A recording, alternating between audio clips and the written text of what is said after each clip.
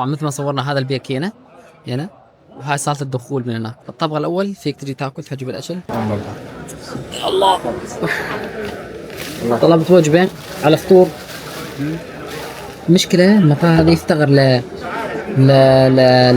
مطاعم كافيتريات ماكدونالدز، يعني هالحركات هاي. بسم الله. هو مو طيب من المواضع عنك مو طيب وزح.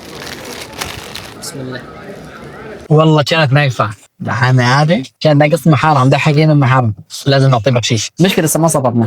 هنا الشغلة الوحيدة والكل جدا رائعة، العطاء له معنى، والله مو رياء، ولكن 5 ريال هو تسوي $1. 5 ريال تشيل 5 ريال تعطي للعامل اللي يشتغل هنا او للمحتاج او للنين. طبعا اشتريت ابحث انترنت مفتوح 7 ايام 30 اورو $30. هلا اللي جاي لحاله في هنا كثير عالم تاخذ تكاسي، تاخذ شيء 150 ريال على الشقة. إذا أنت مع 4 طبعاً يعني على الواحد يطلع عليه شيء 35 70، يعني بيها 140 150.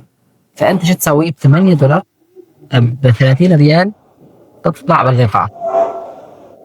أهم شيء تنزل البرنامج هذا، البرنامج اسمه ها إير ترين. تفتح البرنامج، هو العربي، بدك تحط معلوماتك، بعدين انطلاقة منين؟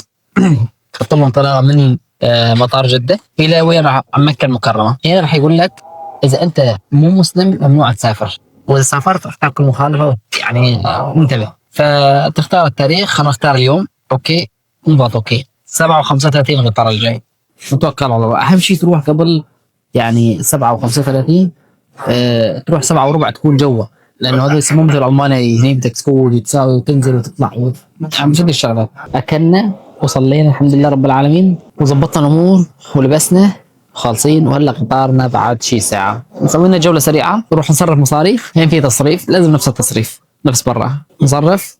تحتاج اتصل، تحتاج انه بالمدينة بالمكة هناك التصريف زحمة وصعب وما بيبقى الا بدك تروح على الحرم. احلى شعور لما تفوت على الحرم. لكن الشعور الثاني انه الجوامع توقف، الجوامع كلها الله اكبر الله اكبر الله اكبر سبحان الله. شلون تقرا سيرة الرسول صلى الله عليه وسلم؟ هنا عم تتبع، تسمع حائل، تسمع عن المدينة وجاه ومكة وغزوة بدر وغزوة احد وغزوة مؤتة. انت احنا سمعناها بس هلا عم نعيش، عم نشوف يعني الناس اللي هي ناس طيبة. بغض النظر السعوديين شلون، والله العظيم شعب مبارك، أرض مباركة.